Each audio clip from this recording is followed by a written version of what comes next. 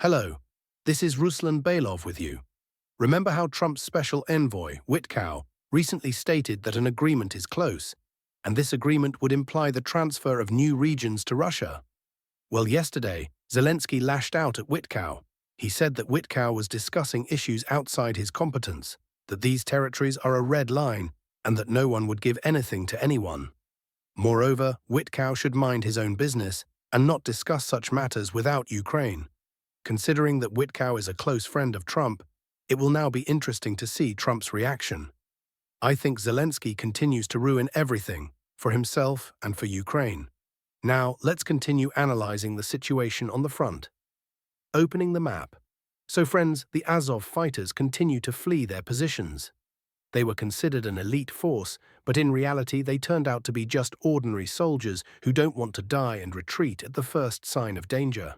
We'll start today's update with their area of responsibility, the Lyman direction. This is where the Azov Corps was supposed to hold its positions, but they're failing miserably. 2 days ago, I reported that our army had advanced from Katarinivka to Novomikhailivka. As of now, the village is under full control, meaning the Ukrainian Armed Forces, UAF, have been pushed out. Or more accurately, the Azov fighters have been pushed out. Thus, it took only 2 days to capture the village, and although Ukrainian cartographers are once again pretending there's no problem and not marking our advance, Ukrainian military experts admit it. Now, the question is where our army will move next. I'll outline 2 possible directions. Kharkovka. Russian forces are currently advancing there from Makiivka as well. This will allow for a link-up of units and the clearing of the pocket to the east. Towards the Oskil River, Ukrainian military experts believe the advance will head in this direction, and I agree. Look, moving further north from Novomikhailivka would be difficult. The area is densely packed with settlements, one after another, and the UAF will fiercely defend each one, making progress slow and costly in terms of equipment and manpower. Now, look to the west. The situation is completely different. Movement there will be much easier. The village of Novyi Mir, already in Kharkiv Oblast, then Andriivka, Verkhnya Solena, and Nizhnya Solena, just 4 villages before reaching the Oskil River. The main objective of this advance is the major UAF logistics hub in Kharkiv Oblast, Borova. Approaching it from the north has been impossible. Troops there are stalled, so they decided to advance from the south. And as you can see, it's working. The Azov fighters, who were supposed to fortify these positions, abandoned them, and quite quickly. For context, just 2 weeks ago, the front line was here, but now it's beyond Novomikhailivka, an advance of about 10 kilometers, and the numbers grow every day. The second sector we'll discuss is the western flank of Toretsk. Yes, we covered it yesterday, but the UAF situation is crumbling so fast that even after just 24 hours, there's new material. First, as I told you yesterday, the southern part of Suka is now under our control. The UAF has been pushed out. The main fighting is now for the northern part of the village. You see these markers? These are airstrikes on UAF positions, but the key point is this: our forces didn't stop there. They decided to bypass the village and continue advancing north along the highway.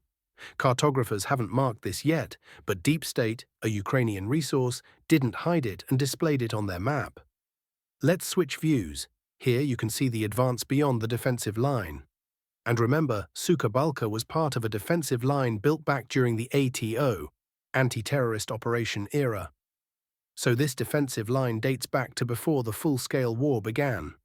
According to the Ukrainian command's plan, they were supposed to hold us here for a long time, reinforcing the area with reserves as needed. But things didn't go as planned. They managed to delay us for only a few days.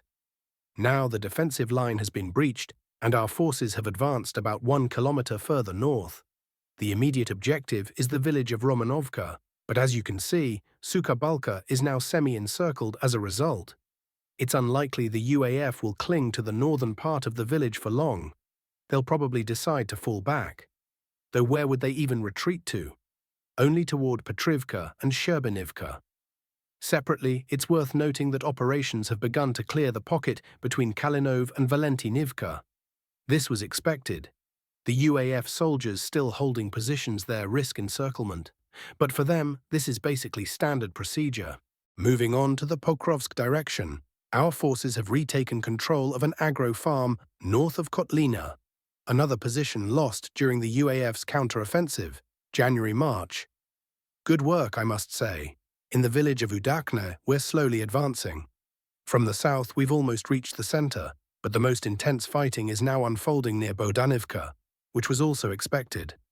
After a week of preparations and reinforcements, we're actively probing UAF defenses. South of Bohdanivka, our positions have improved significantly. We've advanced up to 2 kilometers in some areas. For example, here, almost 5 kilometers in total.